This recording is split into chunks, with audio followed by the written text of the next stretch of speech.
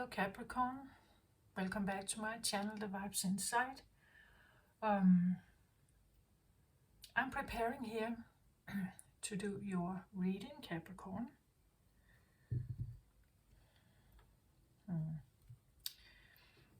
Actually, I have a bit of a,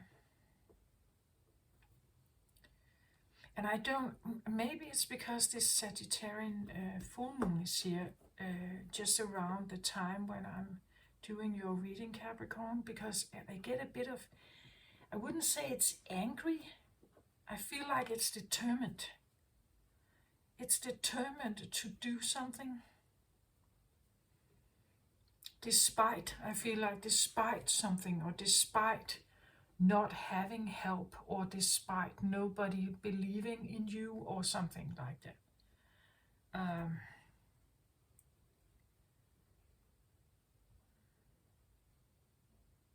Yeah, something like that's what I feel like.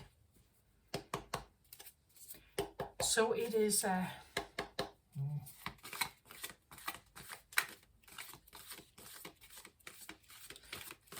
in the Sagittarian reading, actually all the way back from Scorpio, I think, there has been something about someone feeling very unhappy, and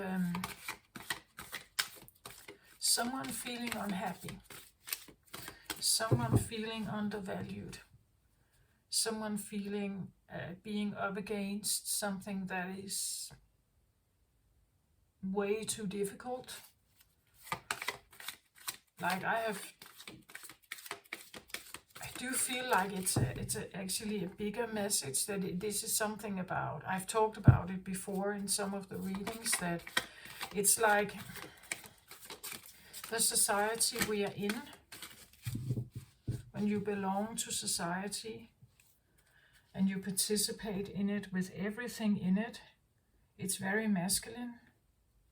There's a lot of structure and discipline and order, and if you don't show up, right, if you don't pay your bills, you can get evicted, right? The consequence of not showing up like that, the consequence of not participating right away, the consequence of not obeying to the system is very quick. It's very quick to knock you in the head, you know. There's no kindness or understanding or compassion. Well, I guess somewhere there may be, you know, but there is also still a very strict system that can be quite harsh to have to do with. And then you have, if we could say, we consist of feminine and masculine energy, and well, masculine energy will probably try to do its best to deal with this system, right? And then we have feminine energy, and feminine energy really doesn't thrive at all with all these restrictions, right? It actually kills her, actually. Like she is withering in that regard. This is what I feel personally. Like the energies I pick up on, that's it. It's like feminine energy right now, it's literally withering around the earth. That it has been pushed so far that it can no longer sustain itself. Like it can be killed. And if feminine energy is killed, life on earth is done, right?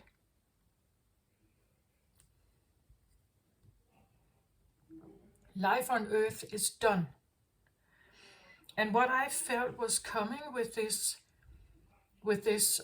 full moon in Sagittarius was actually kind of a message that there is a plead, or I said the peace call is here, right? The peace call is here with the pamphlet, a pleading, right? That says, okay, this is kind of the last warning, or maybe not warning, but this is our last effort, right? To make you understand, like to listen, right? Otherwise, we will need to change. Otherwise, we will do differently. Um,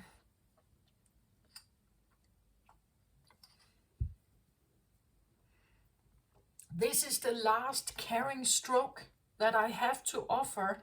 This is the last bit of where I still hope, right? I'm still hoping for us to have balance here. I'm still caring. I still care. And if you continue your oppression, right? If you continue the oppression here, things are going to change. I saw another astrologer that says that when, like this season we go into now is Gemini season, and Venus is resetting itself in Gemini, he wrote. And that is kind of what I feel, that something is happening to Venus at this point in time. Venus just had a meet up with, and is having a meeting up with Jupiter during this week, and this is Sagittarius. And I guess that's why my readings were influenced by this. I can feel it, right? I can feel that this is like it's like a business meeting of some kind. And it's like, well, Jupiter puts a highlight on something for Venus to see, right? And then Venus can make her decision from that point of view, from that point. And I feel something is definitely happening with feminine energy. I feel a rise of a fire of some kind, which is masculine. But well, there's feminine fire as well. It's a different kind, but there's feminine fire as well.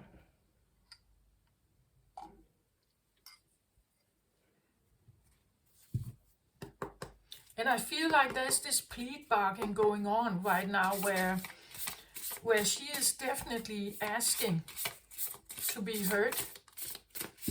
And you can put it into your like private life. You can look at what's happening around you. You can have a look at it like a greater or a bigger, more expanded view on your land, your country, perhaps your what's going on in, let's say, politics in your country, right? And then you can even extend it to Earth.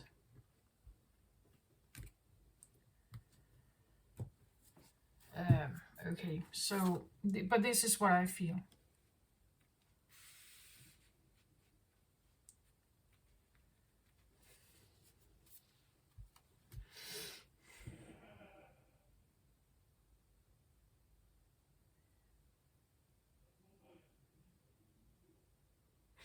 The problem with this is that, if I can say this is a problem, it is that Venus doesn't want to do this.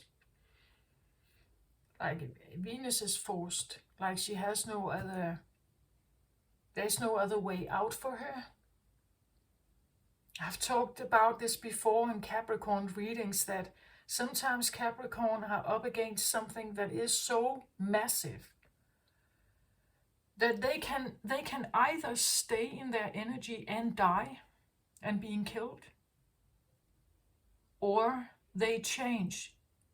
But when they change, they might become something that they would never ever have thought was possible. Like the decisions that come from this turn or this change is, you would say, I call it turning, that you turn on yourself. You literally turn, and maybe that's why we have, this is going on in Gemini season, because Gemini is like two faces, right?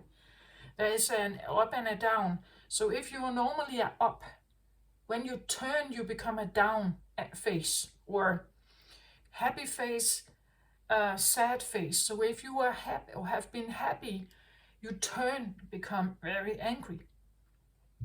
You turn, when you turn, it's like you become something else. I've said before that in a relationship, when the wife goes silent, this is a really bad thing. When Venus goes silent. The problem with this is that Venus is starting to give up on her mate. She has been carrying. Him not listening. Eventually, she's not saying anything anymore. She just retrieves, maybe slowly but surely retrieving out of a relationship.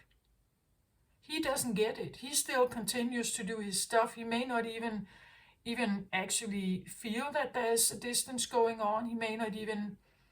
She could even put up a face, like nothing is wrong. But here inside, she's gone. Like she is already gone.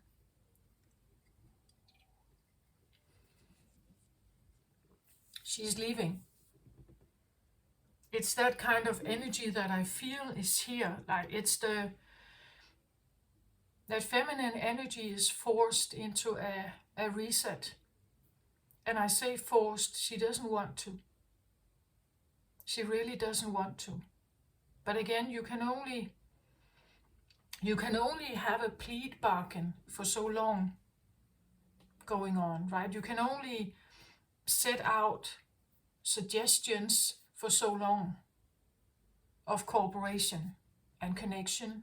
Eventually, well, you have to turn on yourself, actually. The willingness to work with something is something you eventually turn on, and then it's like the door's closed. Then there's nothing more that can happen with this particular other. That it's this is what I feel is happening right now. I've been saying this before and I say it again. My prediction for the next coming time, maybe decade, is that feminine energy is retrieving from masculine-driven society. All the institutions, where there is a lot of discipline and structure and demands and all kinds of rules and regulations and pressure, that feminine energy is slowly but surely just saying no and leaving.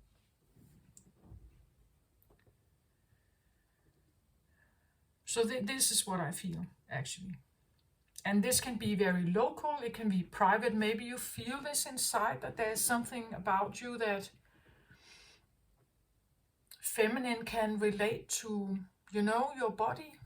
Your feeling of safety is maybe you feel that you are quite pressured right now, that you don't feel safe in your body. You feel that there's a lot of oppression going on. Jupiter has also shown Venus something about why she may be in this situation. Why is it that you are in the current situation you are in right now if you have this feeling? If you don't have this feeling, this reading is probably not for you, right? But if you do have this feeling, if you do have it, if you have felt it all your life perhaps, there's a reason maybe to be still and feel into this, what this is. I feel Jupiter's helping right now. Jupiter has been going along with Mars, showing him something. Now he's going on a stroll with Venus, showing her something. And it's like these two energies, Mars and Venus, are supposed to work together, right? But they are very different energies. And they're driven by very different values. So to make them see each other and truly respect and understand each other is quite a task if someone doesn't want to. Like if someone decides, well, I don't want to do this. And this is I'm favored in this society. Mars is favored in this society we live in. So he has a great time here. The feminine energy is not so much having a great time.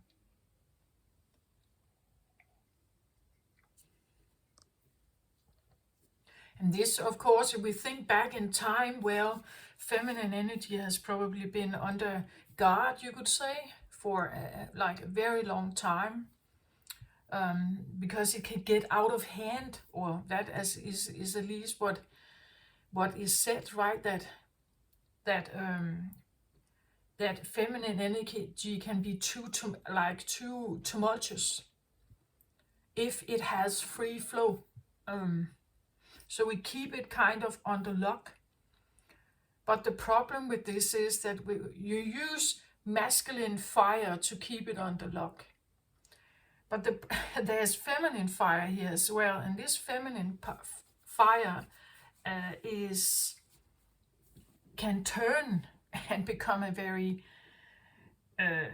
angry monster. And I feel like there's a process here, right, where I don't know exactly, but I can feel it. I can feel that something is happening here. I get something like a sacred anger, something sacred with the feminine is violated, and that is why she has to react. That's why she may retrieve. That's why she may look for something somewhere else. That's why she's leaving. So this is what I get, something like that.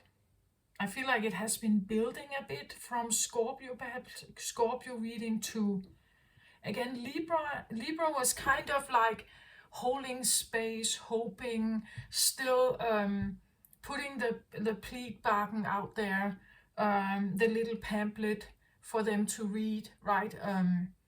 And it's still hoping, still holding light, still loving. Now I feel like it's a bit like Venus has gone tired of waiting, or Venus has gone tired of, like the tolerance is not quite there anymore. Let's have a look.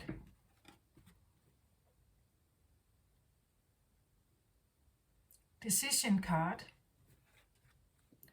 Four of Earth. Yeah, exactly. I can't even describe it any better here. There's a decision here that something needs to be let out of the cave, right? What is she letting out? She's letting the Peace Corps, out. This is the peace, the beautiful white doves here. We could also see this as she's done being kind. Like the Pleatbarken, the Peace Corps white dove Pleatbarken is done. That's why she's letting them out. She's letting them fly away. All right. Four of Earth here is a card of, and this is in the root position, it's a card of feeling unsafe. Feeling unsafe in your skin. As I said, you don't have enough to sustain yourself. It's like your life force energy is drained out of you. There's not enough money. You're running out of money. You're running out of stability. You're running out of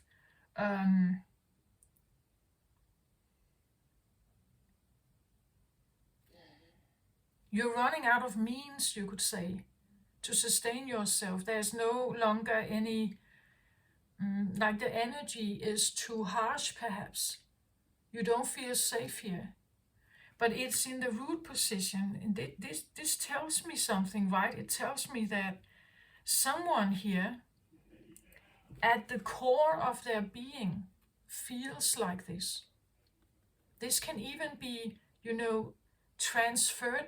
Can be like inherited. Like you could have grown up with parents here that innately felt very unsafe on Earth. That where you felt like there is not much to sustain yourself, and Capricorn energy knows this very well, I think. Like Capricorns, you are tough, right? You're tough people. Like ruled by Saturn, it's definitely, you have life lessons. You could have been in prison here, or felt that you have been, ruled, that someone here is supposed to set you free. This is an angel coming in, opening this gate here and setting them free, right? And they have been under lock for a very long time. It says here, release yourself from that which holds you back and need to detox unnecessary worry based on a lack of self-confidence. This is the worrying, right? The worry card. Worrying, feeling unsafe, not having enough. We sometimes hold on to like bare minimum, you know, like we keep it very tight. We have nothing to give. We barely breathe, you know. We are, the feeling of withering here, like there's definitely, this is lack mentality, right? This is a feeling that we are not safe here. I'm not safe.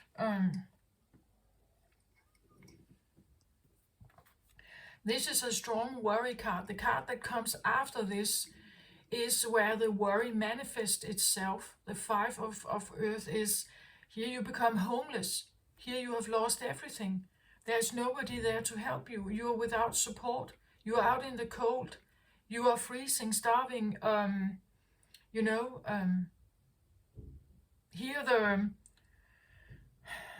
Here you're still worrying about it, but it's enough. It's enough to drain your energy, right? It's enough for you always to look over your shoulder. It's enough for you to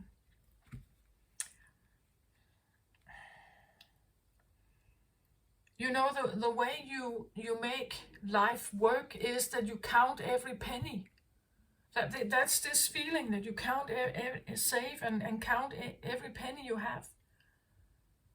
And you constantly think what you can get for your money, or you constantly think or are worried about your safety here. And this is the worrying here, that there's a decision to be made not to worry about your safety. Here it says, cycle of eternal joy.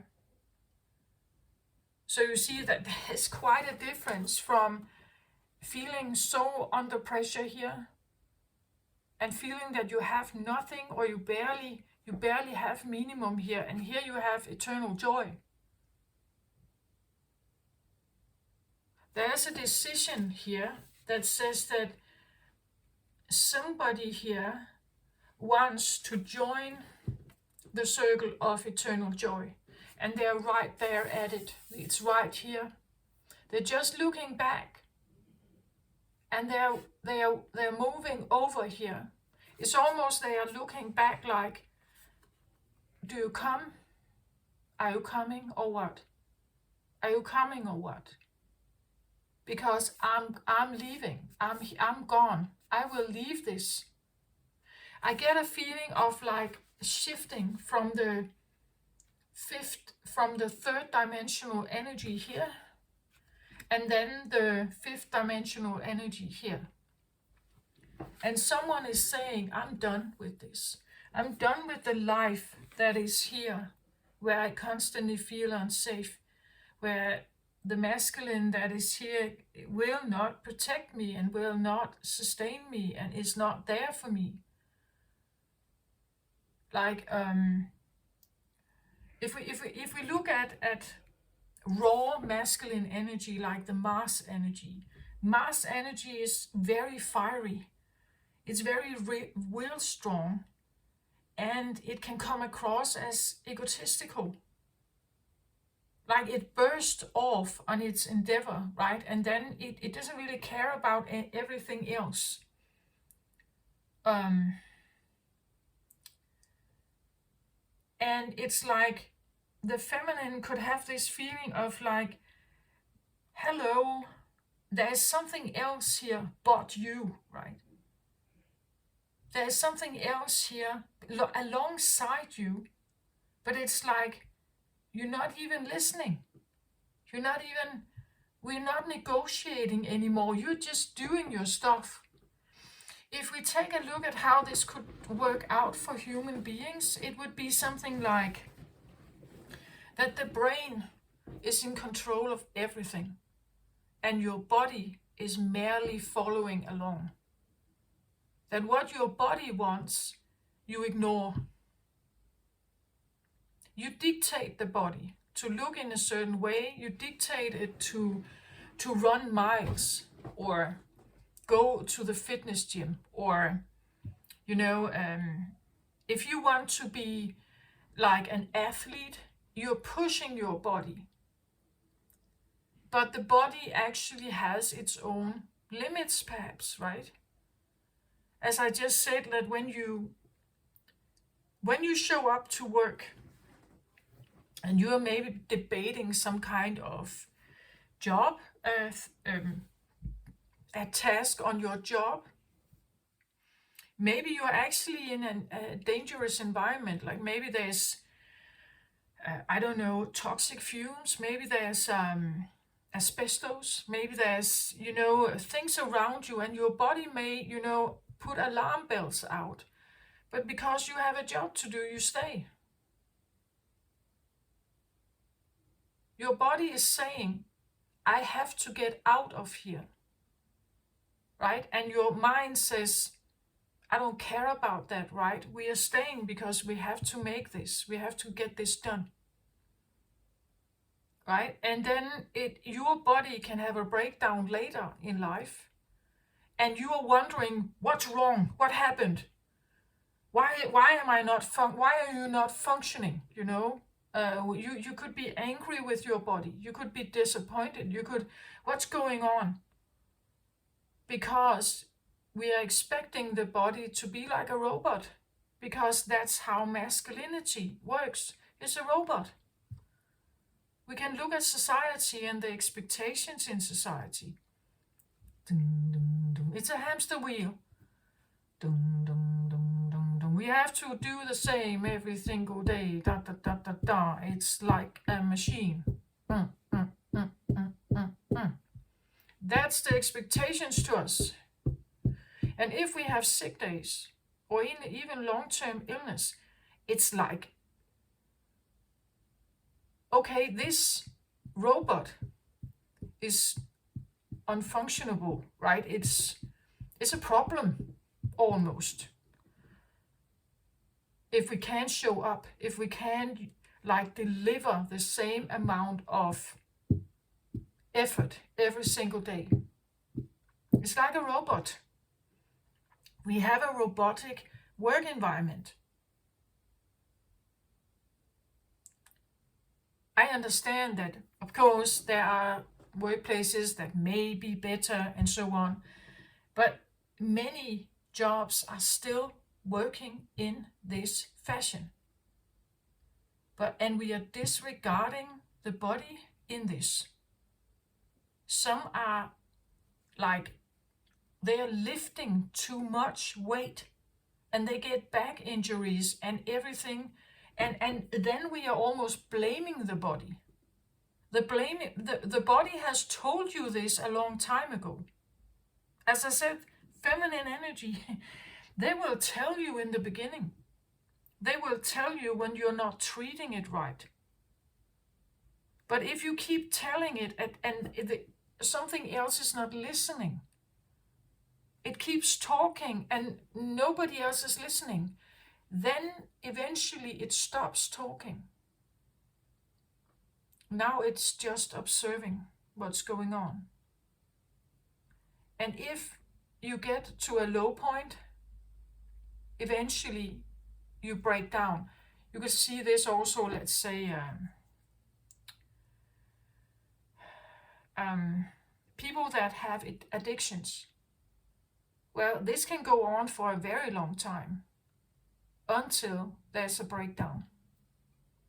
The breakdown is the body saying, no, no more.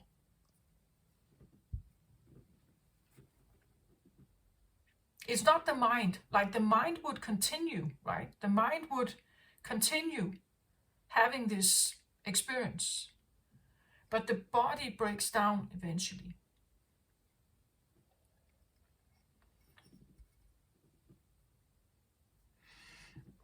This is actually the story.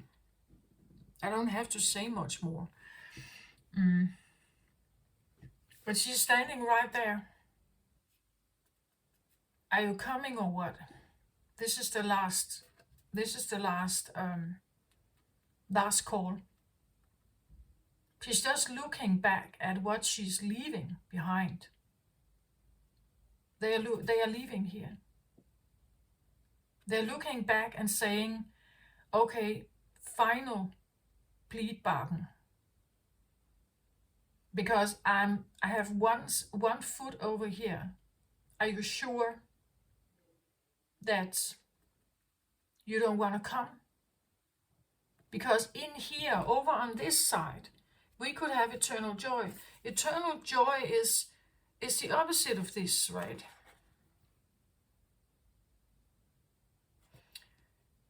Here I only have female characters on these cards here. And I think that this is why I am feeling this, right? That it's because the feminine really has to go through her own release of something here, a codependency of some kind, perhaps.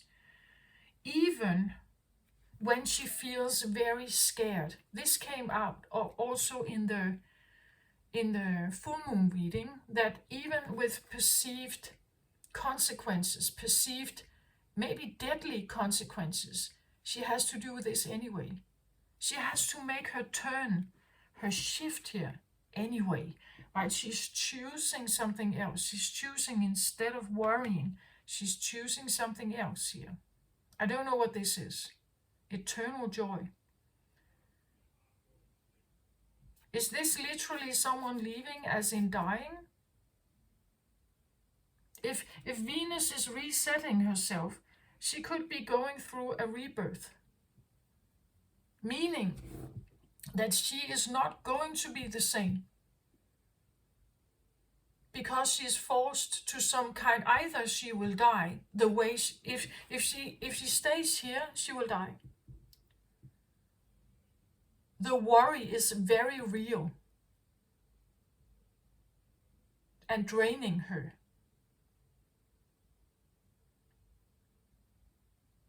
This, and it's in the roots. So it tells me it's almost like the tree you grew up with. These are the roots you have been listening to and learning from. We have never been able to learn anything else but this. We were designed to become warriors, or feminine energy was. I say we because I think I belong to this group, right? We were designed to become not warriors, but warriors.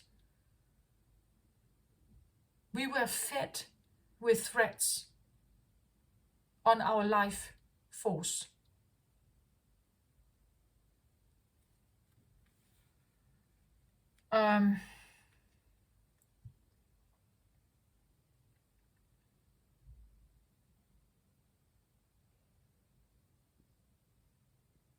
And also this idea, when you look closer here, it's like she's offering something.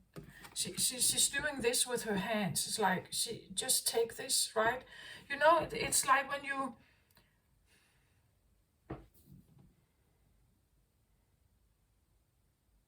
If someone is bullying you for your school money and hitting you or whatever, eventually you may just give them the school money. But then you can buy no lunch, right? If feminine energy is bullied enough, under pressure, you know, like being squeezed like that, yeah, of course it's a power demonstration from the masculine energy. Yeah, I got you, right? I can push you down, right? But yeah, great, you can do that. But you need me. You need me. And actually, you don't need me under lock. You need me to flourish. I've said in some of the other readings, if we don't have spring, if we don't have summer, there's no food here. If the earth is not working with the sun on bringing on sprouting, which is going on right now, on sprouting, and everything is coming out of the earth, right? If she's not working with this energy, there's nothing here to sustain neither humans or animals. We will starve.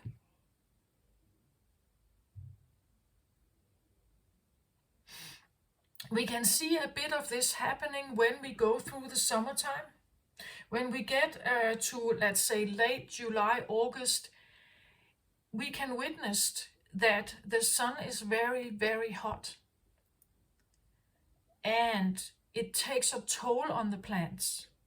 It takes a toll on the water. We can see that wildlife is struggling now to find water pits where they can actually drink. That there's not enough evaporates away from the earth. So some of these big water holes where wildlife is gathering, they are actually becoming smaller and smaller and smaller. And only with very little means, very special knowledge, elephants, for instance, can survive. Only because, you could say, information that has been given from generation to generation to generation gives the matriarch elephant the ability to actually find water, even if they have to dive into even if they have to make holes to find it. When fire becomes too much, Earth cannot flourish. If fire takes over on this planet, it will be barren.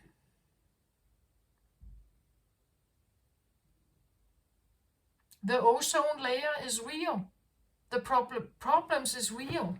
It's a worry thing here, right? She's saying, I'm done. I am leaving. I am putting myself in a creative mode where I will transform this to eternal joy. I want to have my cornucopia. And I'm not listening to all your masculine word salad. I'm taking over now.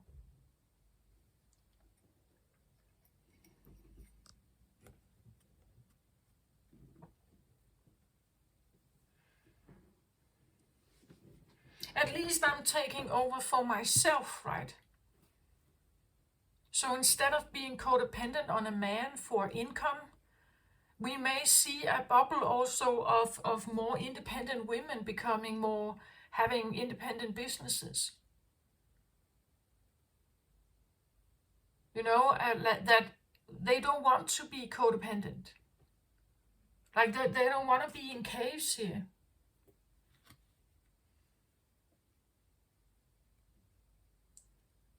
That's what I feel like. I'm just, this is what I feel like. So this is actually the message. Okay, let's have a little more here. Can we have something on this decision here? A little more on this one. I feel like because the angel is here, it's almost like there's a bit of help. That Venus is helped at this point to kind of release herself or get to the point where she may be saying, I'm done. I'm done waiting. I'm done hoping.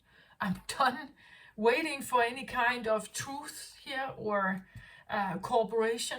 I'm done with mind games. I'm done with playing games. I'm done with power plays and things like that.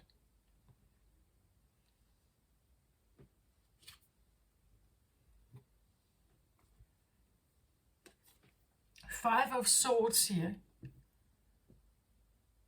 Five of Swords is a card of manipulation, backstabbing, lies, betrayal, treason. And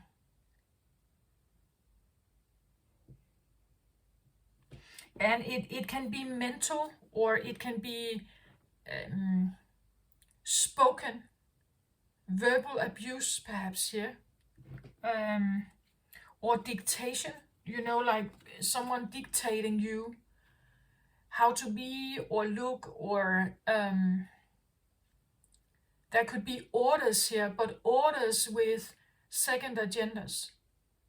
Fives are never good cards in tarot. It's that what is said here is a lie. What someone is saying and doing is a lie. Right? That someone is done here with some kind of power play perhaps, or speaking down or talking down, demeanoring, or putting them like putting themselves first and then talking down to someone else here, keeping them worrying here, keeping them worrying.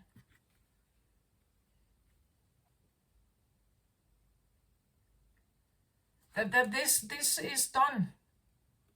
That feminine energy, it's done. And I say this with the body and the mind, that there's a,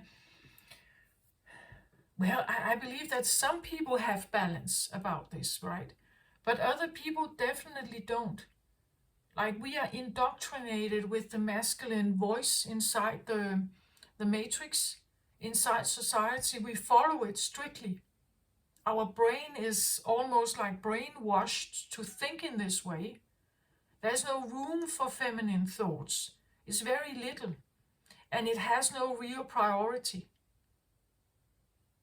Not really.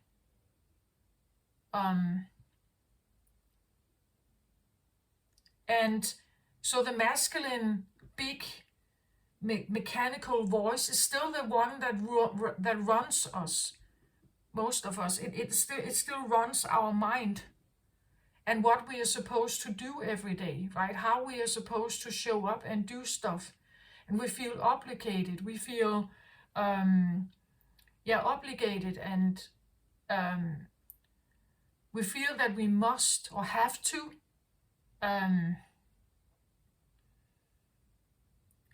But we get very little out of it. We don't feel safe with it. We get very little out of it. It's a lot of work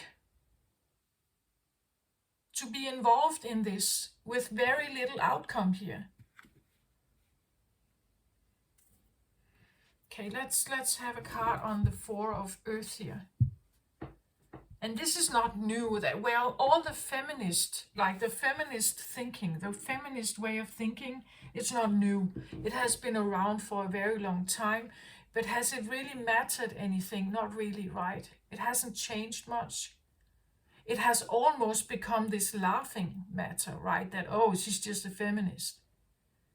Like we would say that someone is man-chauvinistic, right? So we have man-chauvinistic, and then we have feminism. The feminism is like this cry into the void, into the masculine deafness, I want to say. And I just have this feeling that it has gone so far now that she's turning herself. This is like a supernova in astrology. Like when a star needs to eventually is so depleted of energy, you will have this supernova. And I said there was anger in the air, right? I feel anger here. I don't know if she is using it towards someone, or she has retrieved herself to make her change, her turn. She's turning. Like, you know, like being turned.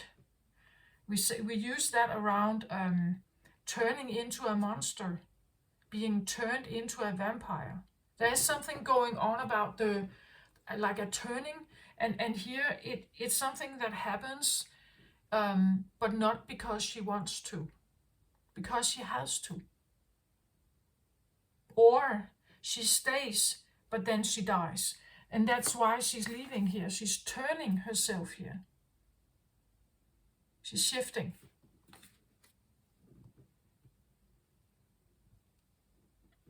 Look at this. I'm saying this, right? Walking away here. Walking away. She's leaving. Look at how she looks back here at you, right? She's looking back. I'm leaving. Same thing here, right? I'm leaving. I can't stay here anymore, right? I can't stay here anymore. This is not safe. I barely get by. I'm not nurtured here. I'm not sustained here. Like there's nothing that nurtures what I need. What I need. It's not whether her needs are, you know, like, it's not whether her needs are acceptable or not. It's not whether her needs are understandable or not. We are past that. This is where she's saying, I'm starving. And that's why I'm leaving. It's too depressing here. It's too depressing. She's looking for the joy here. She's looking for uplifted times, of easier times, of more fun, more play, more breaks, more pauses, more dance. She doesn't want to be part of this depressing masculine life. She cannot sustain herself here. It's no matter whether you would like, or the masculine other part, the party, the other one, the one here. It's not whether they like it or not, or whether they understand. She's saying, no matter what you think, no matter whether you like it or not, I'm gone. I'm leaving, right? I'm walking away here. I'm walking away. I'm leaving this place. I'm leaving this home, this garden, this house. I can't be inside the gates here. I can't be inside this gate. I need to feel myself again. I need to sense. I need to walk barefoot, footed. I need to walk in the grass barefoot. I need to smell the roses. I need to feel the water on my skin. I need to feel the sun on my skin. I need a break. I'm out of this machinery. I'm out of the machinery here. I'm leaving the machinery because there's nothing in there for me. Not really.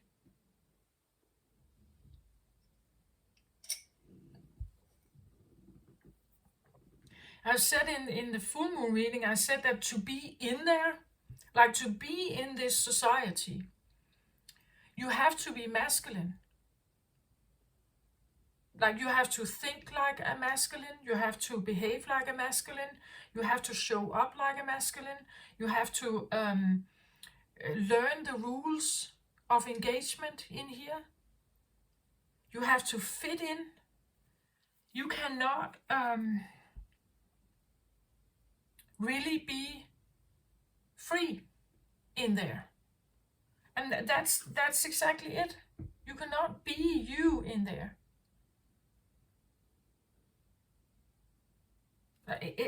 That's what it said. That's what it's about. That something is leaving here. That's what I feel like. It's leaving. It's choosing something else. It's choosing a different vibrational energy here. It wants to have more fun. It wants a place of joy and peace and safety and kindness and compassion and you know, she's just looking back like, are you coming or what? Because either way I'm leaving. Bye, you know.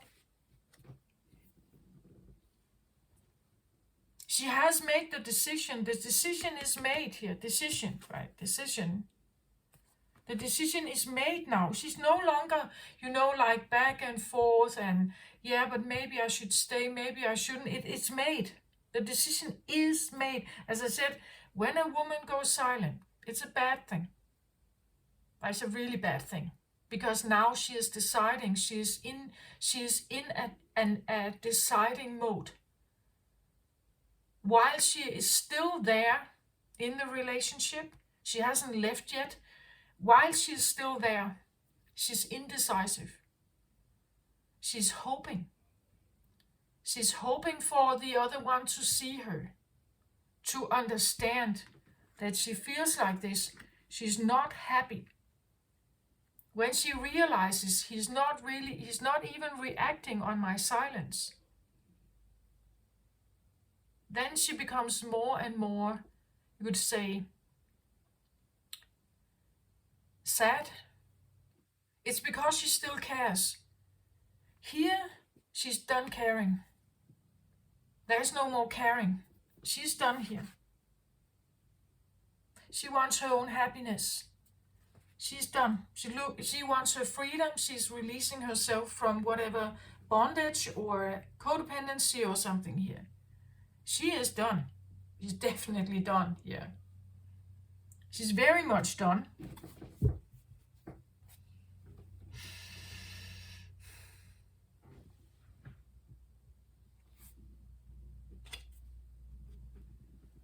And here I get the King of Fire here. She is walking towards, as I said here, I said that there's fire here. And this is a King of Fire, but actually she is embracing the King energy. She is embracing the exact same energy as the masculine has for his empire, which is society. She is now embracing the exact same amount of fire for her own happiness. You could say her empire. She's leaving.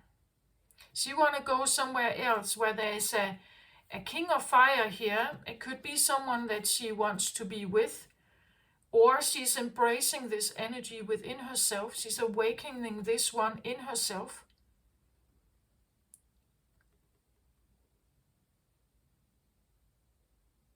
That is not just fire driven, but there's a heart here too.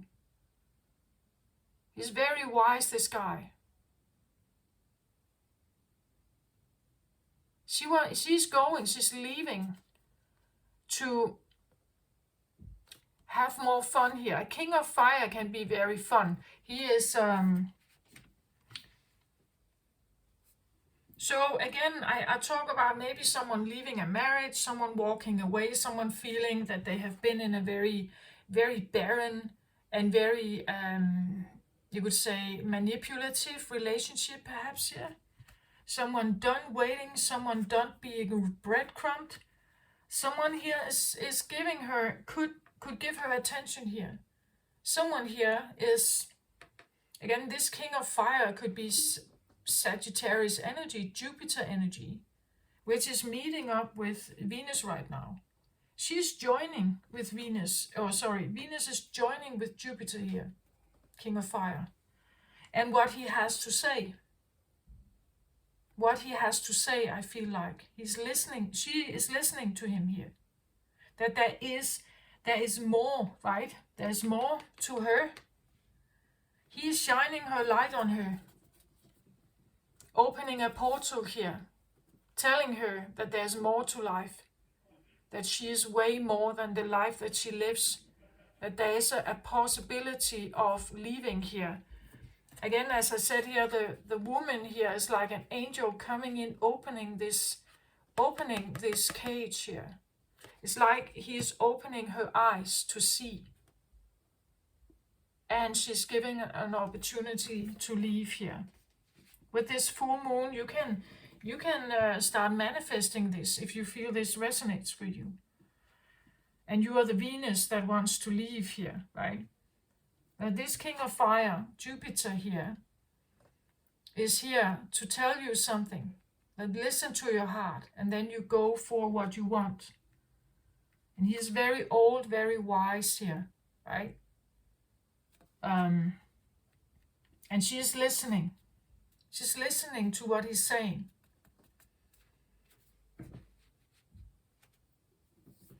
And saying, I'm out, right? Why am I supposed to stay in a position like this? Where I'm breadcrumbed or where I'm barely hanging on here. I'm leaving, right? I'm out. People may have physical symptoms right now, right? The body is talking. The body is talking. What is he saying? Like, what is King of Fire saying here?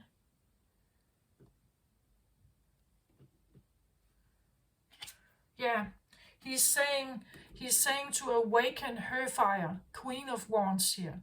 So the King of Wands is sending her love here and asking her to awaken her own fire.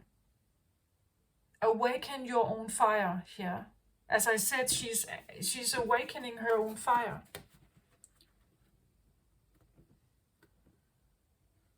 She is reawakening. I feel like she's reawakening her own fire.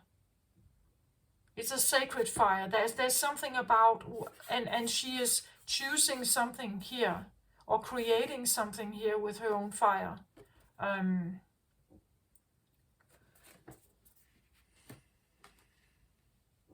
King of Fire and Queen of Fire here.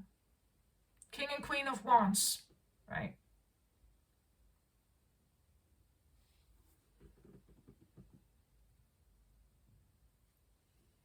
There could definitely be like tones of sexuality, but sacred. Like there is something about honoring, or and they could be angry. Like they could come across as angry. Because of this, right? Because of this uncertainty and this feeling of being so unsafe here and undervalued, you know, like women are paid less than men, and there's all these kinds of stuff going on. Even in the Bible, the woman is considered like the mistress of the devil almost, right? Because she asked Adam to eat from the apple. So she's always a sinner. Like she's even when she's born, just laying there, a little bit newborn girl, she is immediately a sinner, right? And there's so much blame on her. She has been carrying so much blame and feeling so unworthy, and even if this is not something you remember in your childhood, it's in the roots. Like it's in the word is there in the narrative in society, whether you belong to church or not, whether you belong to religion or not. Like the 4 biggest religions in the world, They have this picture here of the feminine, right? That she needs to be kept under. We see women wearing dark clothing, feeling like they have to cover, that they need to be covered. Why do they need to be covered? It's because the masculine can't control themselves. So now it's her problem. It becomes her problem that the masculine cannot control himself.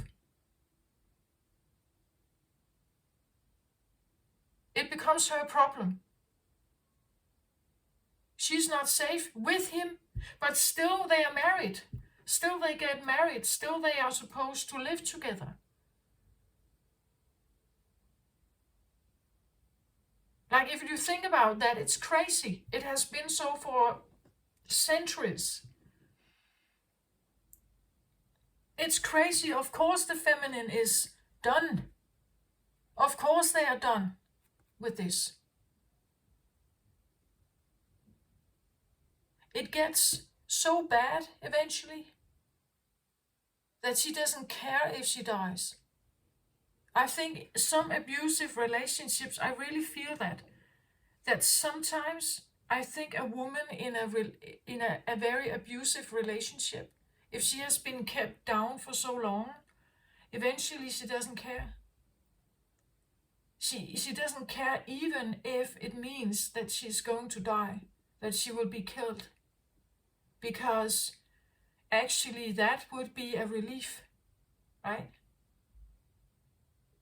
This is repressed anger of powerlessness and having been controlled and under pressure for way too long.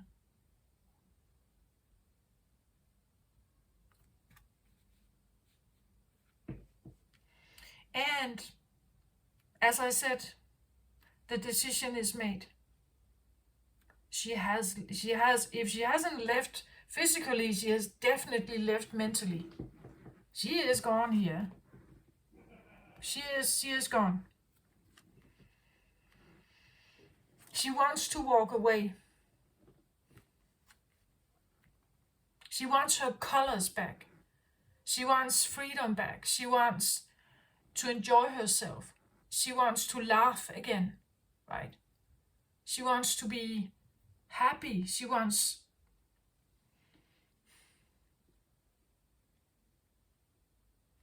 And someone is calling her here. I see this as Jupiter, right? I see it as someone coming in with a message to her, right? That she can light her fire here. Venus can light her fire. And walk away.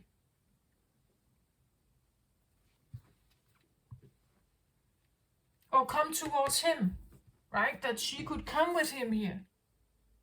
She could come with him.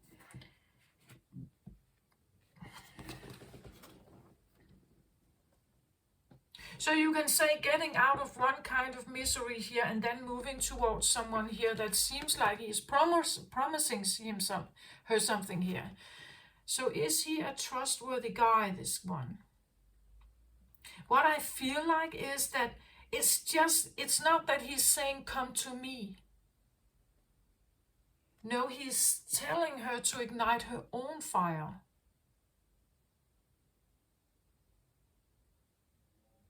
It's not that she's just supposed to come and be with him. No, he's asking her to ignite her own fire here. Her own anger, her own rage, her own frustration. There's another thing here about sexuality I feel like I want to say. Because in my book, like an orgasm, for instance, is not just an orgasm. An orgasm is, well, how does the orgasm build? What does it build from? I have said before many times, and you may agree or disagree, but I believe that sexual energy, sexual intercourse, in relationships. Of course, there can be beautiful, caring, sexual relationships, but there is a big industry, porn industry. There is a big industry dealing with the other stuff. All the paraphilia, all the fetishes, all the control mechanisms, all the, you say, deviating sexual thought patterns and control patterns. That is, it's an industry. Maybe to a certain point still shadowy. Like, we're not boosting it out. We're not just telling everybody how much time you're spending on porn, for instance, right? But it's definitely an industry. It's a big one. It would be, in my book, it would be a significant problem if we are denying it. I think we should look at it and exactly finding out what that is. Because in this, you can have a pleasure-driven orgasm. You can also have a stress-driven orgasm. The stress or anger-driven orgasm can come from repressed anger. I believe that if you take BDSM, for instance, so sadists and masochists, the reason why they end up together is because their fire, the sexual contact fits. The sadist gets pleasure out of hurting others. So his, you could say, orgasm, or if he has one, is derived from pleasure.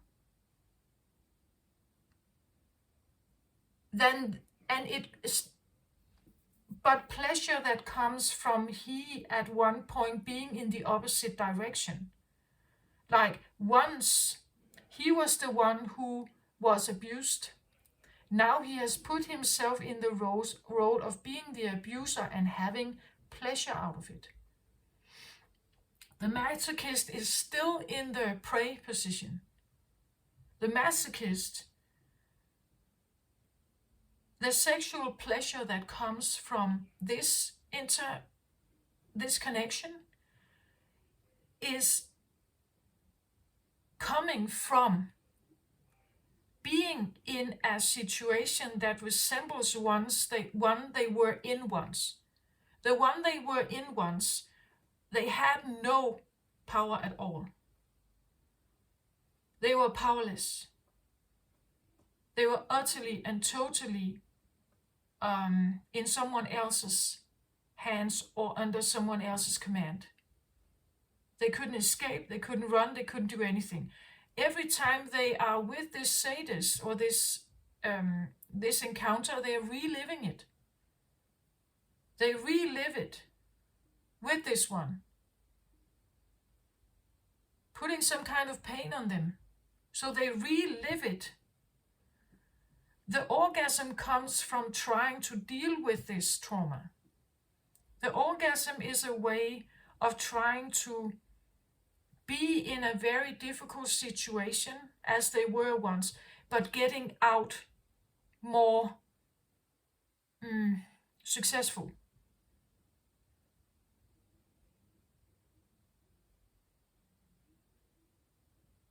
So instead of just feeling pain and feeling pain after, they are now in a position where they do feel the same kind of pain and the same kind of powerlessness. And the same kind of frustration or the same kind of, but it has just been turned into something else.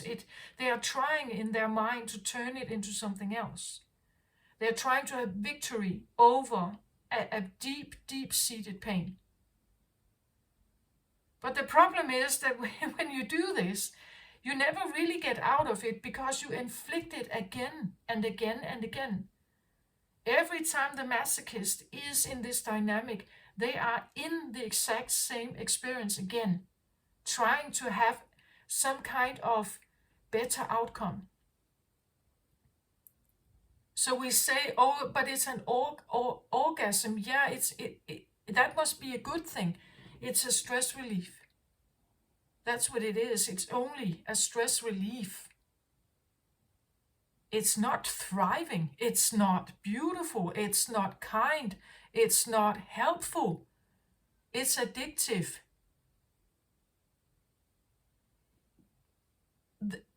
These fetishes and paraphilia are asking the person again and again and again to step into the pain they experienced and trying to find a way out. But they get stuck in the orgasm. They get stuck in the fire. They get stuck in the fire. They never get to overcome it really.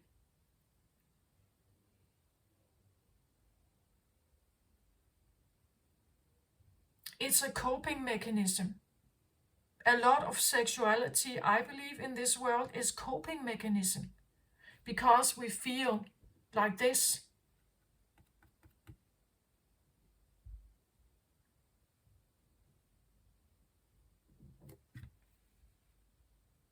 So if we think about sexuality, where does your orgasm come from?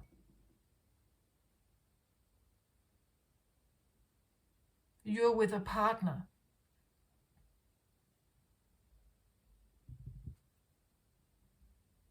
Where does it come from? Does it come from the powerlessness of being utterly and totally under someone's command here?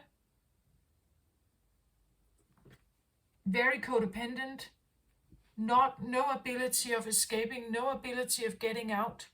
I feel like there's help here to make this decision. It's like he's putting some kind of shine on something. He shows you something. I think this is Jupiter influence here. Jupiter is known as a benefic, a friend, right? He comes in and helps us, like, to give us support in some way.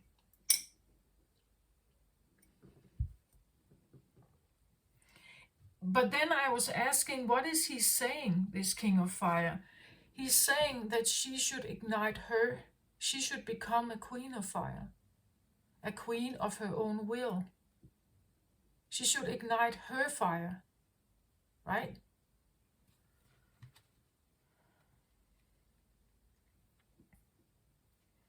And then she should go where she wants to go. A Queen of Wands would, like the King of Fire, he would go towards something that is fun, exciting, brand new perhaps, exhilarating, fantastical, beautiful, amazing. He would ask her to light that fire and then start going towards the things that she finds inspirational, amazing, beautiful, fantastical, joyous, fun.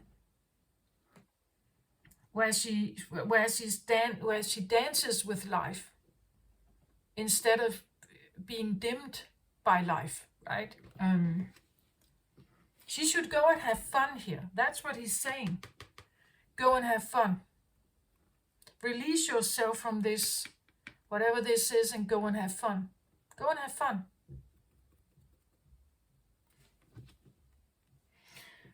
And this is of course great, right? Go and have fun. But if you have been living most of your life like this, you probably may not know how to have fun. Maybe you don't know.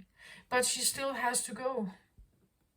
She's still leaving because staying here, no way, right? The decision is made here. It is made.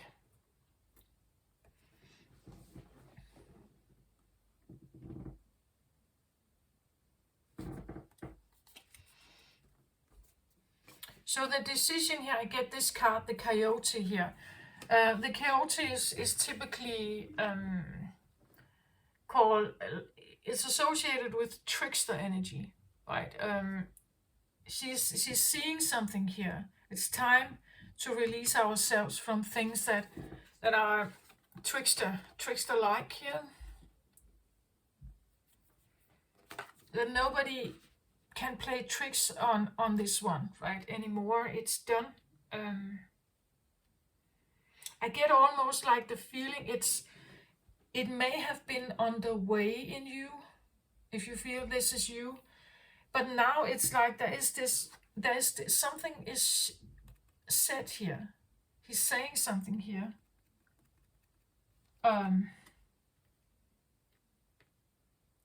And it's like a benefic, like it helps, right? It helps to finally break, maybe free from something here. It helps from maybe feeling guilty, or that you leave something behind, or it's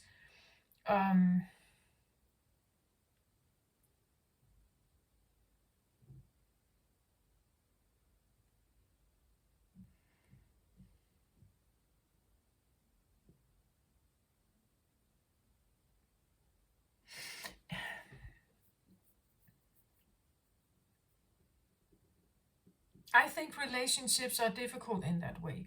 When you have your heart invested, you hope, of course, that the other one is investing their heart too.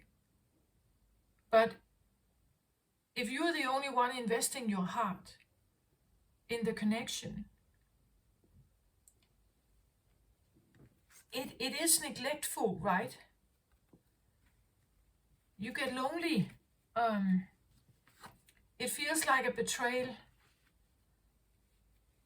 that you have been dealing with some kind of trickster here. And the trickster is seemingly not wanting to cooperate in some way. Seemingly not wanting to see what it is that you need. Maybe having breadcrumbed you, made you small in some way. And this idea of being so small and needing to obey, or I don't know, something like that, she's walking away here from this. Because it's like there is no respect for her. There is no respect for her hearth fire. There is no respect for her fertility, or her warmth, or her care, or her compassion, or understanding.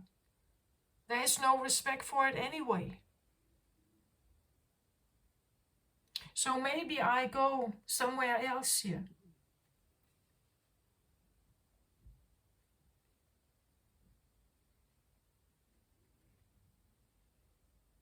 I'm going to build my own fun here. I'm going to build my own joyous life. I'm going to build the things that I find are happy or good for me. Because I don't want to do this. Like, I don't want to hang on to something here that is so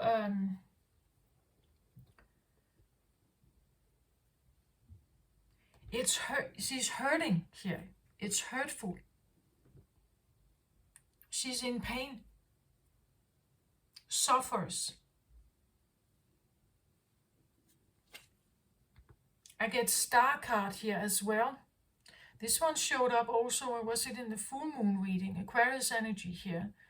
The star card says that you follow your star, you follow your higher self, you follow a calling here to walk away from something.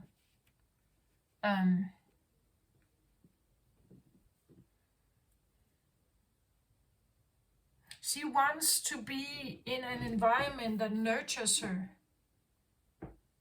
She wants to be around something that sees her, validates her, that understands her characteristics and her, again, as I said, she is the one that provides, right? She, that provides in the sense that If there is no fertility, there is no life. She's the fertile one, but here she's almost barren, right? One of the things that makes feminine energy go barren is when masculine energy is not paying attention to them, is leaving them behind to go on their own journey, or to go to like build their own career, and you leave them alone at home with the children. Like this, well, it will be all right for a while, but she needs his attention. It would be the same as if the sun was suddenly dark. Like our planet would have no way of flourishing, no way of showing beauty, no way of sprouting.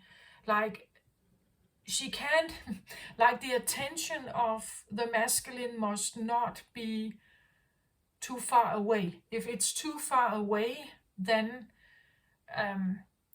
she will be miserable.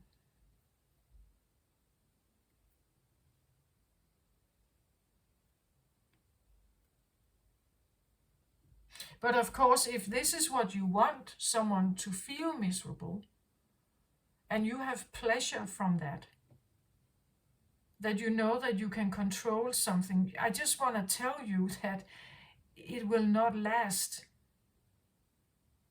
It will not last. Eventually, she is leaving. Like eventually, she gives up. Eventually, she says, "I'm done." Eventually, she turns herself into something else. And when she walks here, she is walking, like you cannot get her back. Like the decision is made here.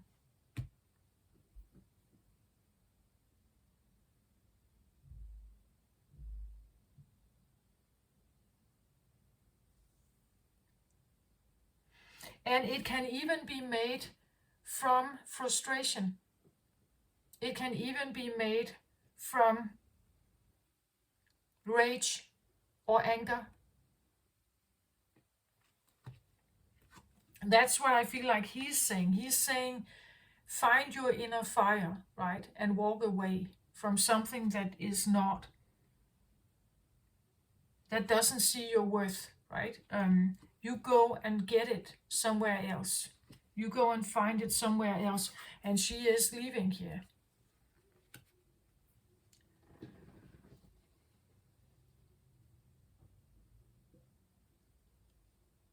Yeah, journey here.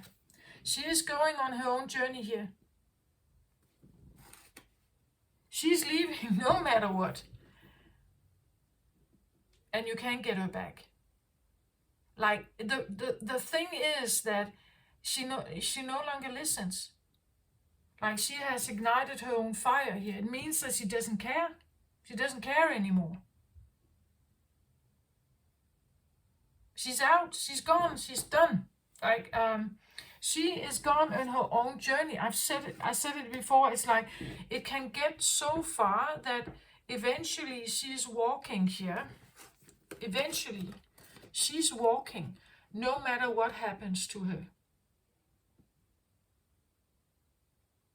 Maybe it will be a good thing. Maybe she will be killed. It doesn't matter.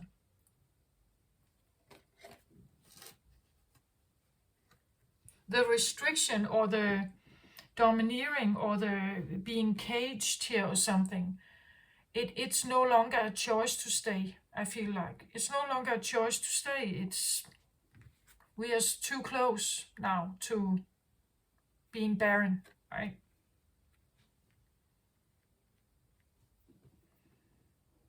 She's leaving no matter what. She will not listen. You can come around and just love bomb her and try to hoover her back. You can't just, like give her an apology and expect her to come back. No, done. And in order for her to make this decision, she has turned herself I want to say she has turned herself on here. She has switched on a light ball of her own fire. And this now becomes her driving force. This is what drives her now. Not the love for you, or not the, you could say, the connection with someone else is no longer like she is out. She's resetting herself, releasing herself here. It says, release yourself from that which holds you back. Trickster energy, lies, betrayal. Again, whatever you find this could be, it's words, it's verbal. So this is also, as I said, the Bible. It's how the Bible views the woman or the feminine.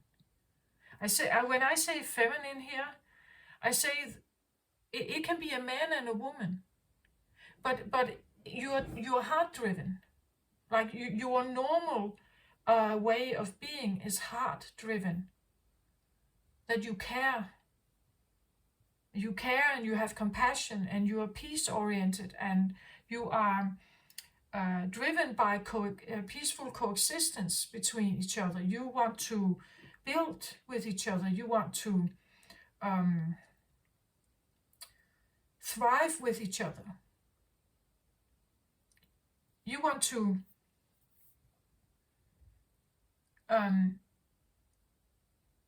some kind, you could say, symbiosis in some way. You want connection.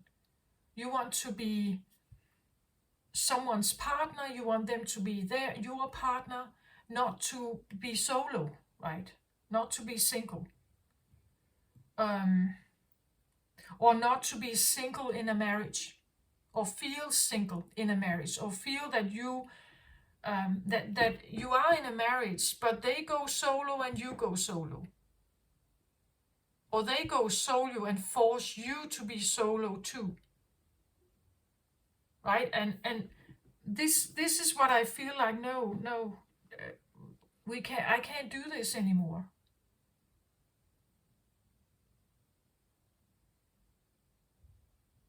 Here she is. Well, there's a little dog here, a little friend, right? But otherwise she is alone. Here she is alone.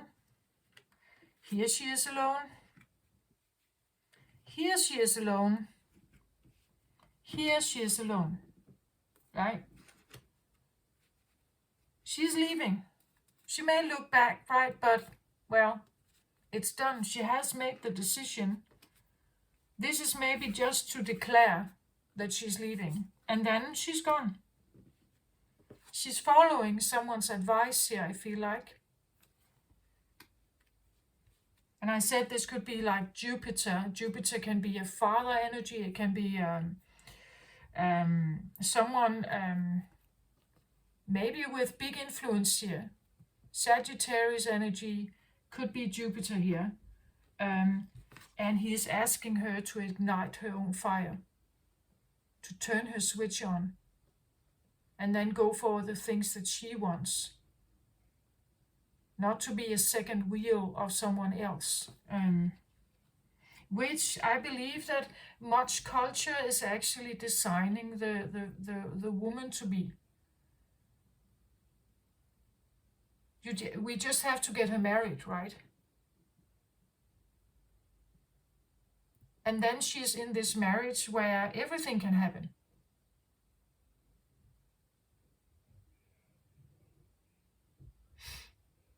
Good and bad, of course. And here I feel like it has not been good. Like this is not good energy here.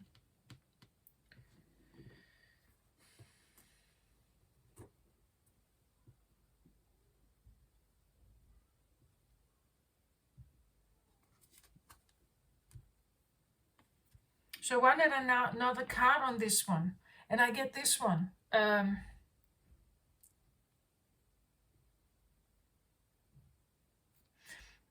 It says here adjacent possibilities. But what do you see here? We see empty rooms with a lot of doors, and there's nobody here. It feels like an empty home for me. It can give you a lot of options, perhaps, an empty room. But it could also talk about someone seeking, an existence of many doors.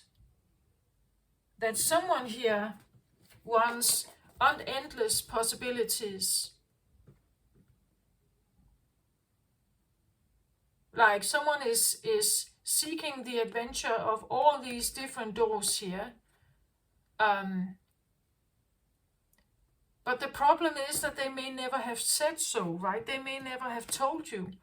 And again, or it could feel a bit like they have many escape doors.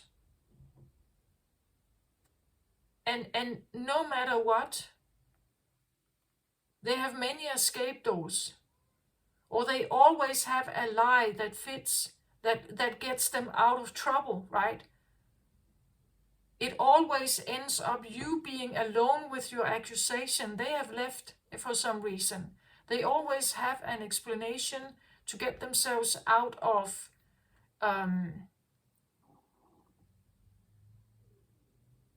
trouble, I feel like. You end up with the empty room. They may have many hobbies, or many things that they do. But what it always ends up with is that they are not there. They are absent in some way. You can just see all their escape doors. You can see how the explanations that they come with are lies to escape the home. Like to not be there with you. That's why you feel so alone here or so starved. They always have a door out. They always have an exit door. To get themselves out or to be excused or to somehow not be there with you. So it feels empty, right? It's almost like the feeling that there's nobody home. Like even when they are there,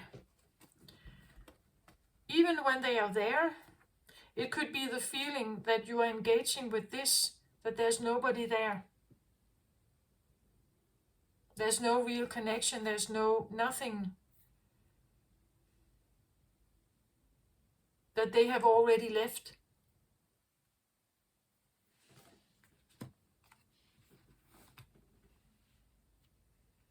Trickster energy, I believe, always has a door out. They always have a way of disappearing. It's like a disappearing act.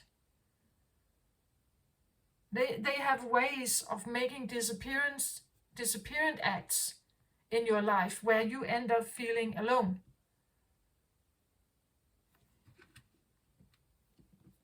So now you could be the one making a disappearance, or you are leaving here.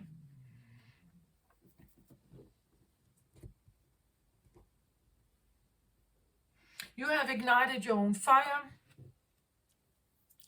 You have ignited something here that can be the beginning of, well, let's have a card on that. What is she doing, this Queen of Wands here? What is she doing? What is she doing?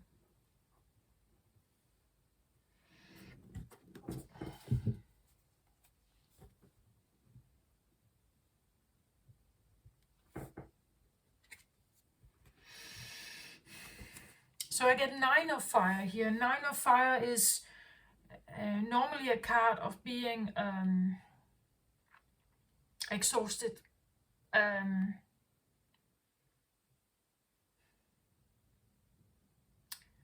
But I feel like when I look at this card, the way this comes across, the Nine of Wands in the Rider-Waite Tarot is like this warrior that is a bit bruised. He has put the wands around him as like a protection, but he looks over his shoulder. He's worrying that there's more to come. He's worrying that he's too exhausted to fight, that he doesn't feel safe, and we have that card here. But for some reason, when I look at this version of the Nine of Fire, I feel like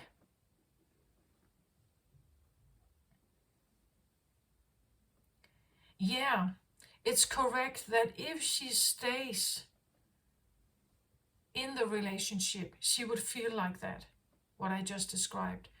But this feels a little bit different. This feels like this looks a little bit like, she has gone out of the village. She sits in a cave here by herself here. And then she's doing something here. Something that is rather pretty. It may be little, right? It may be just like a little beginning of something here. But it's rather pretty, whatever she is doing here. Whatever she is trying to do, it's a rather pretty and maybe a simple little joy she has. But she's rather choosing this, even if she has to live in a cave somewhere alone here. She'd rather do this little thing here, right? And having simple joy with this, right? Enjoying this, than staying. She may even look at her effort right now, that she sees how exhausted she has been, right? She sees how she exploited she has been, and how she's not nurtured herself. How she's maybe just making a little bit of beginning here. I see this card a bit different than the Rider Waite Tarot, that she's trying to build up her fire, and this can go in all kinds of directions. From a low point, you would have a lot of anger, you would have rage, perhaps you would have bitterness and frustration, even powerlessness. You would have that feeling.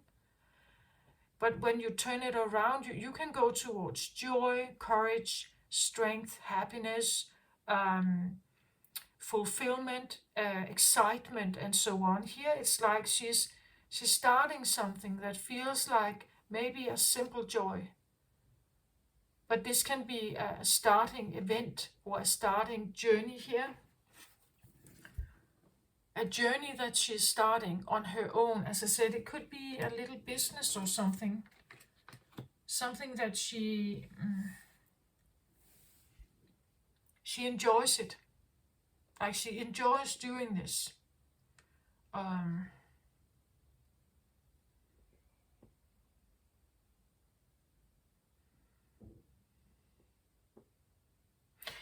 Well, if I do want to mix the two cards, it could be that she's doing something here that is like putting a spotlight on something that happened to her.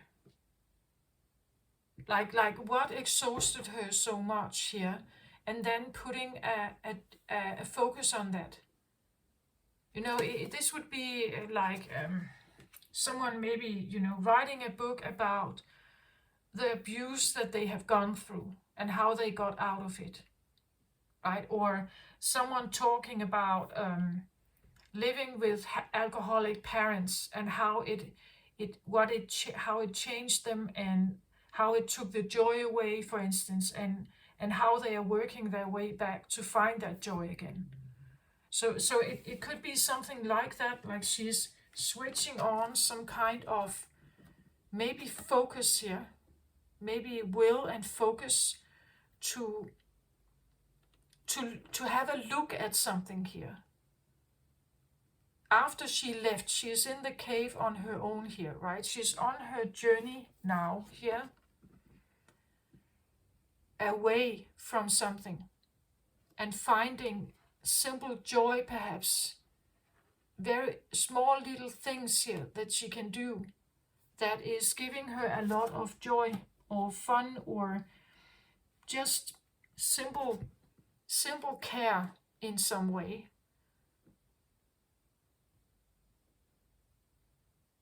Maybe she's watching something or seeing something here that she finds very amusing or beautiful here, or inspirational. Like maybe she finds inspiration and motivation from something very simple here, as watching the fireflies, you know?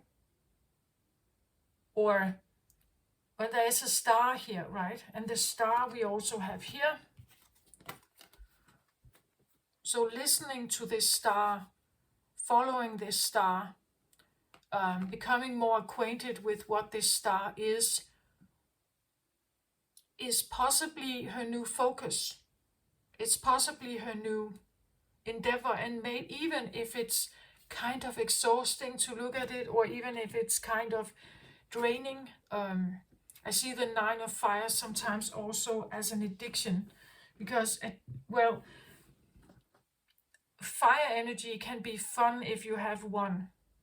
Then you know exactly what lights you up, what gives you a fun time, what gives you excitement, and what is nice, and it's controllable.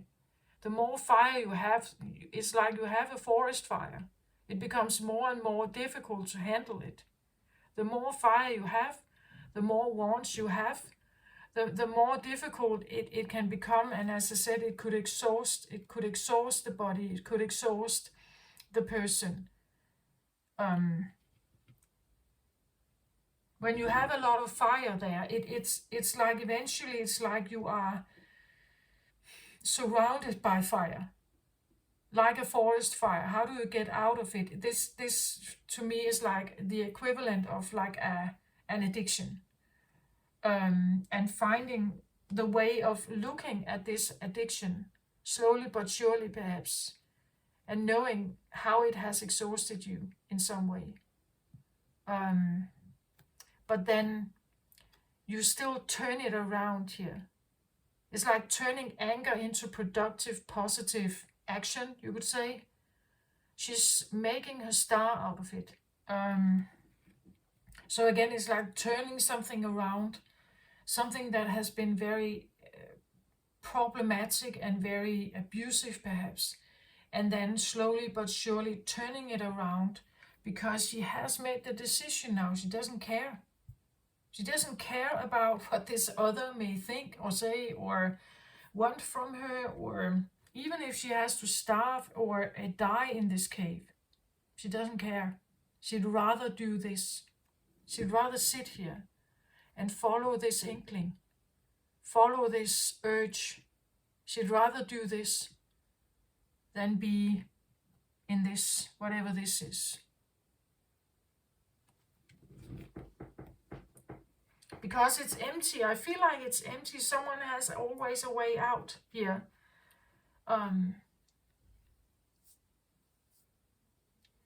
You know, they're quick as a fox. We know foxes can be very alluring. Like they are quick. They can be they are known to be seductive, perhaps, and you know, the trickster energy. They can lure you in some way and be seductive, and they are flirtation, and they can be fun to be around, you know. But here, like, this feels like you are alone. It feels like they always have a way out. It feels like they seem like they always may find a way to leave in some way.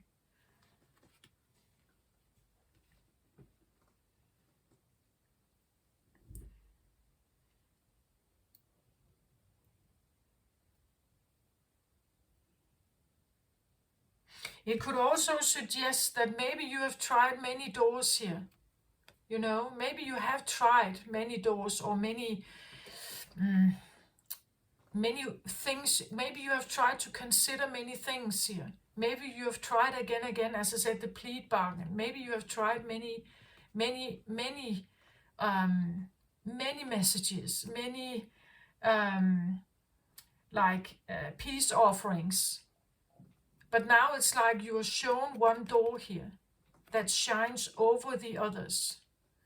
And that would be what this is. It's like something is coming around here and opening this door here for you so that you can get out. Maybe you have been looking for exit ways out of a situation many times.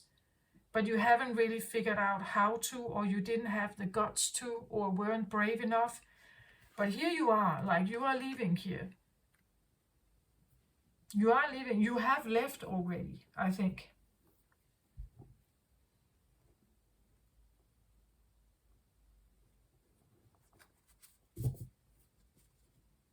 And well, I guess I don't know why it has come up so strongly for Capricorn, but what I feel like here is that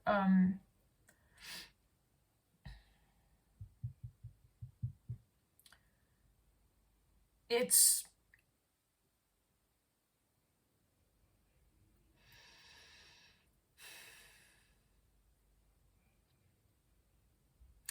like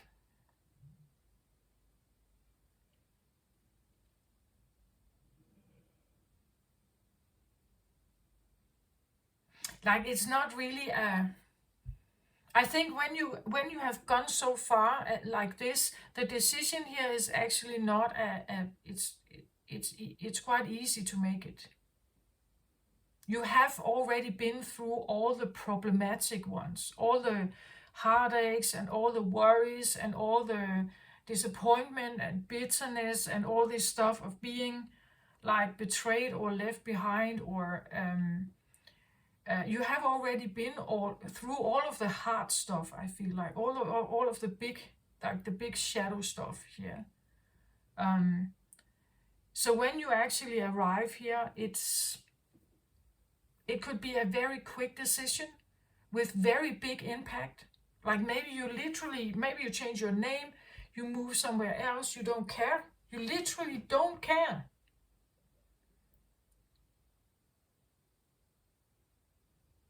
You are concerned about new life here. You're concerned about getting yourself clean, perhaps. You're concerned about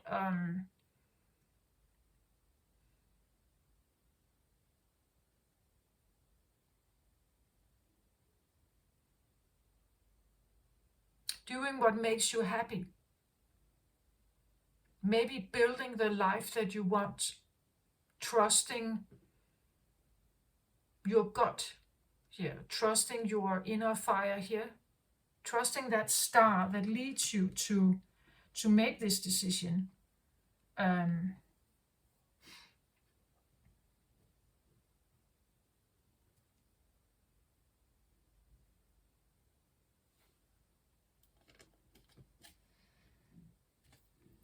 So for the star card here, I wanted to know a little more. What is the star saying here? And then I get first chakra here, root chakra, and this is a root position, root position, root position, root chakra here. Root chakra usually is a place that holds most trauma. It is considered red, and here we have, she's wearing a red cloak here. This could tell me also something about, not being ashamed. Not being ashamed or feeling guilty or something for being in a certain way. Let's say you are in a culture where if you get married, for instance, it's like this is you can't get out of it. Like it's done, it's a done deal. So if you leave here, it's a criminal act. Let's say that. This is a criminal act. So you would need to maybe escape here to another journey or to another country where you may be protected by the legislation in that country, that you cannot come into prison, you will not be judged in that way, and therefore you can wear it, right? You can even talk about it. You could be someone who has, you can write a book about it. You can publish. You can show up in TV shows and talk about this, right?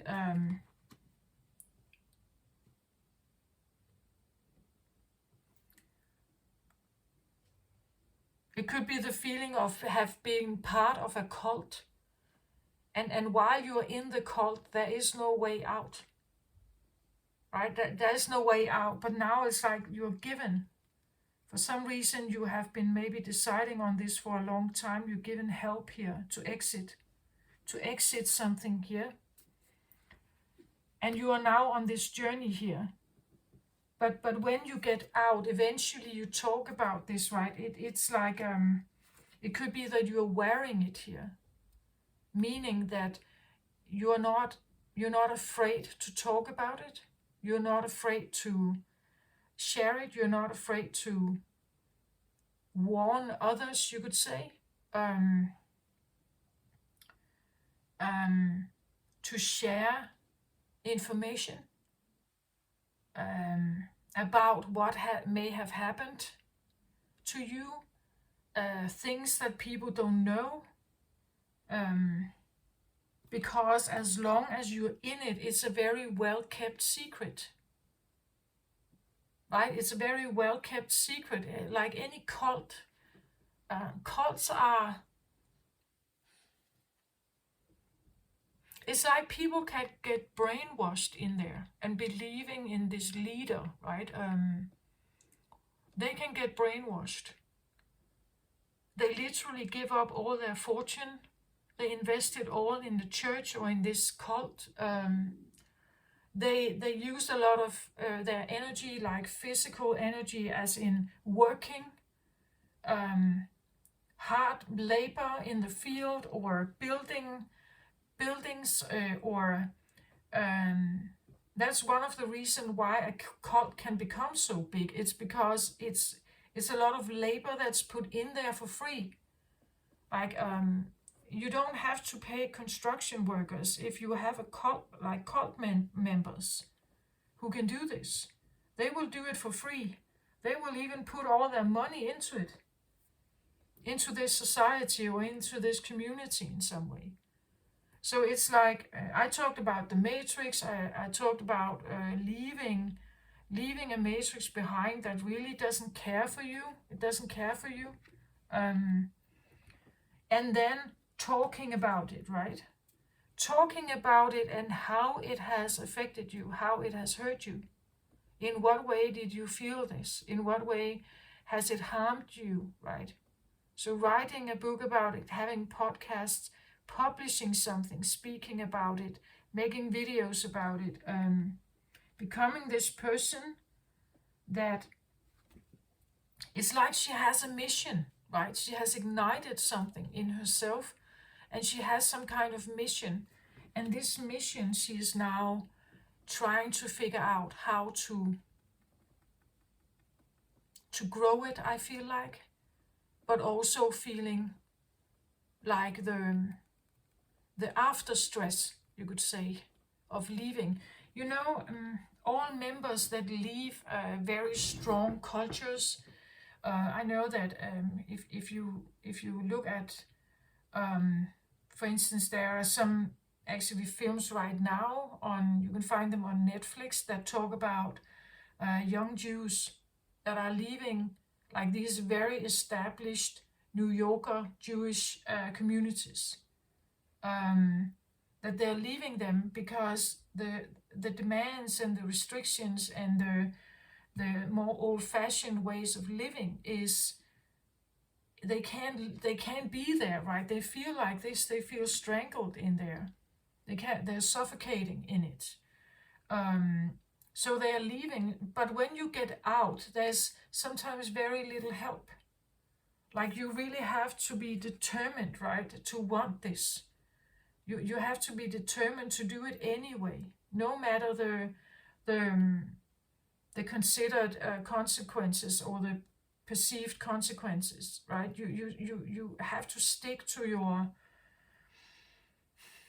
This has to become a mission or a life purpose, right, for you to somehow get out and then speak about this perhaps, or talk about it, or even find, let's say, a new community.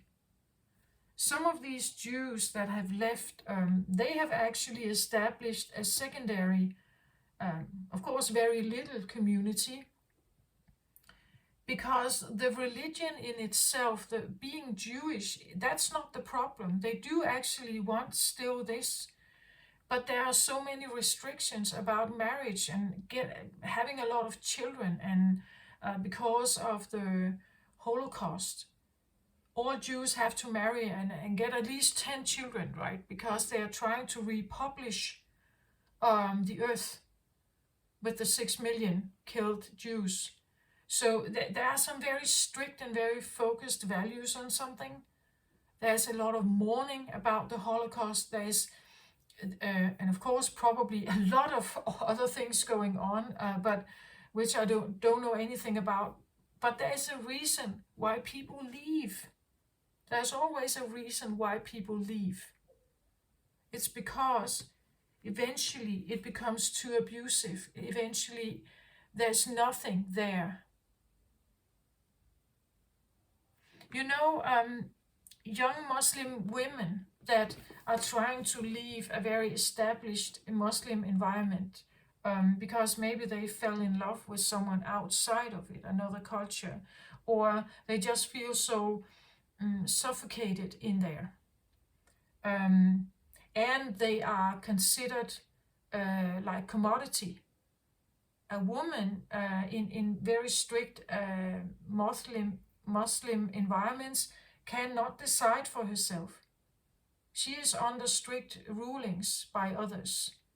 And she's supposed to be the virgin, of course, before she gets married. And then she belongs to this man.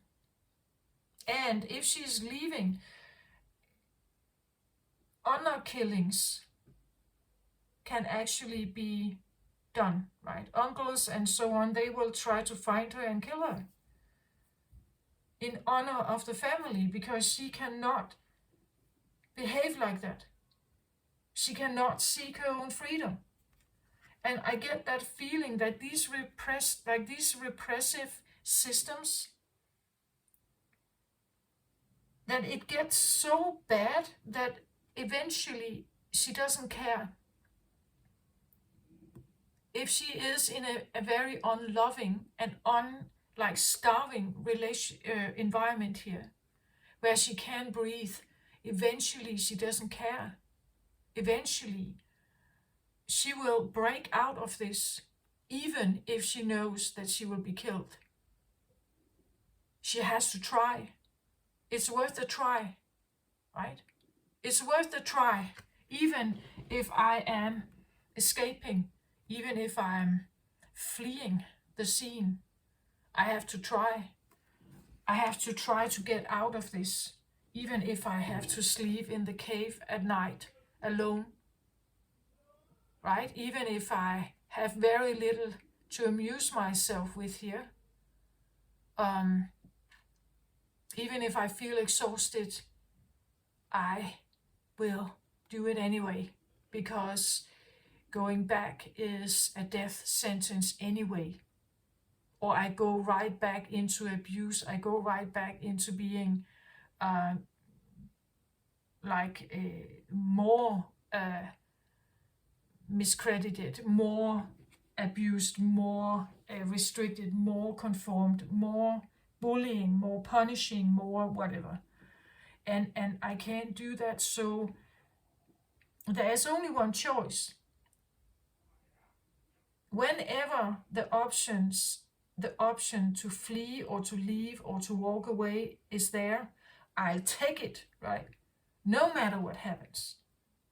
No matter what happens.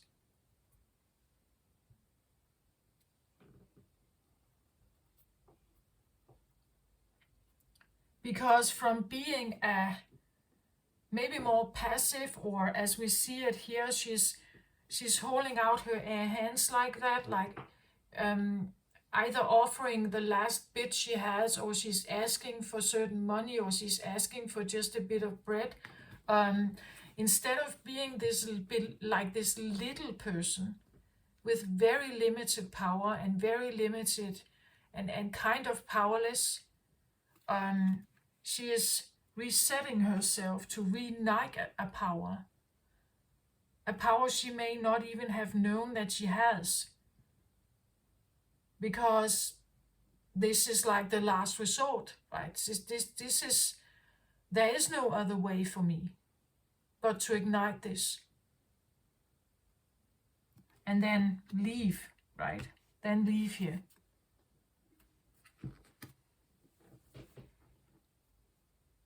This is what I have. An advice card. Just the final one here. Let's have a look.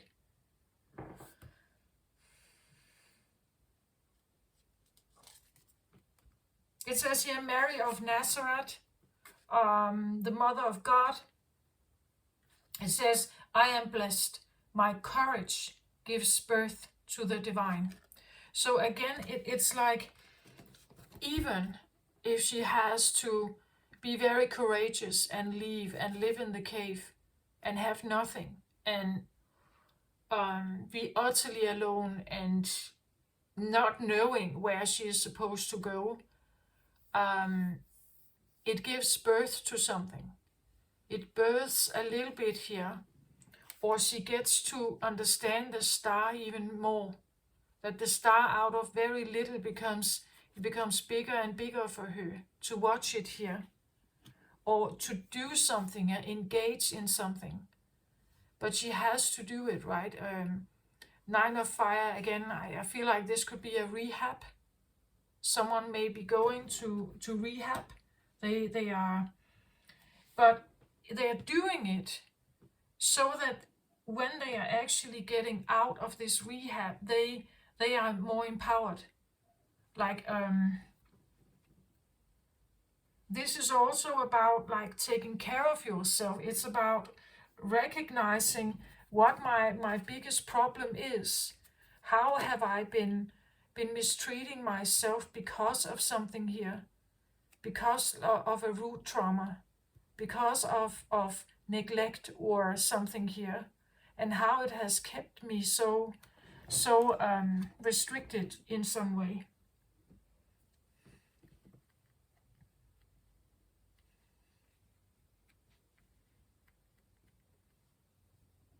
Yeah, that's what I feel like. Like root chakra traumas can be like very persistent, like they can be very difficult to break. And probably you need to become very real about yourself, right? You have to understand what your greatest weakness is, but maybe also your greatest strength, right? That you do have power to overcome something. You can ignite this flame. And you can go towards something that you really want. But Nine of Fire tells me that it can be a bit of a journey. There could be a kind of exhaustion here. Like looking at it could be kind of exhausting.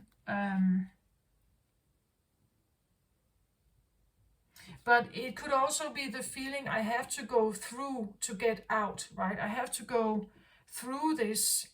I have to understand this and go through this to get out, like a rehab, right? I have to... And again, maybe you have tried many other ways. Like maybe you have tried different ways to get out. But the only one is here, right?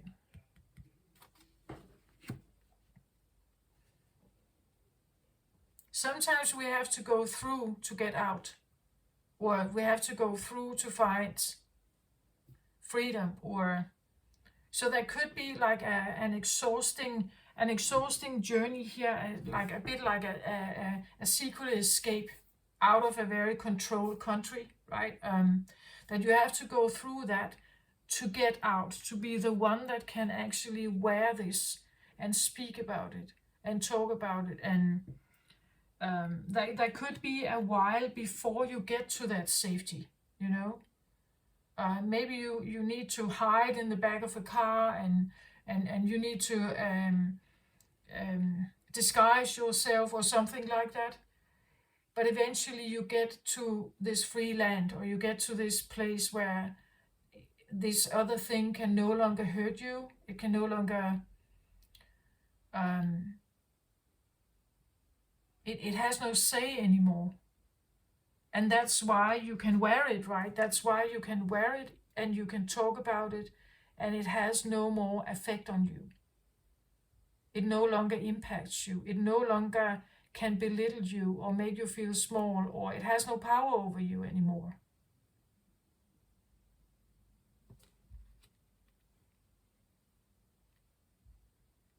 So it's about courage. It's about taking this leap of faith, even though you're not sure where it's going to take you.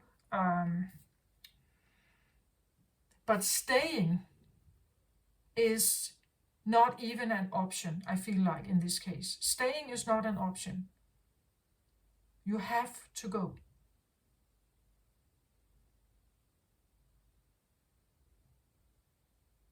That's what I feel like. And mastering that courage, that is maybe also what the fire is. Muster this courage to walk away. Muster this courage to release yourself. Muster the anger maybe to do it. Muster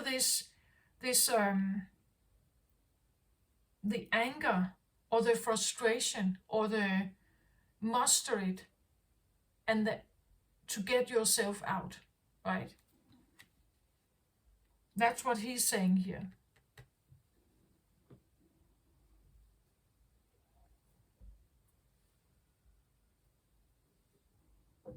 It's like, become this inner leader. Muster your strength and become this leader. You take ownership and leadership here.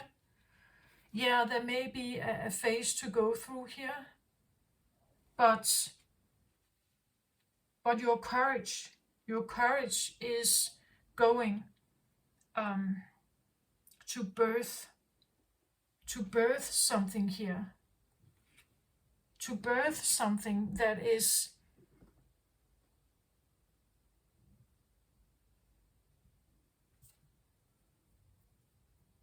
it's now I get this, A Star Is Born. That's this movie. But it's like rebirthing yourself in some way.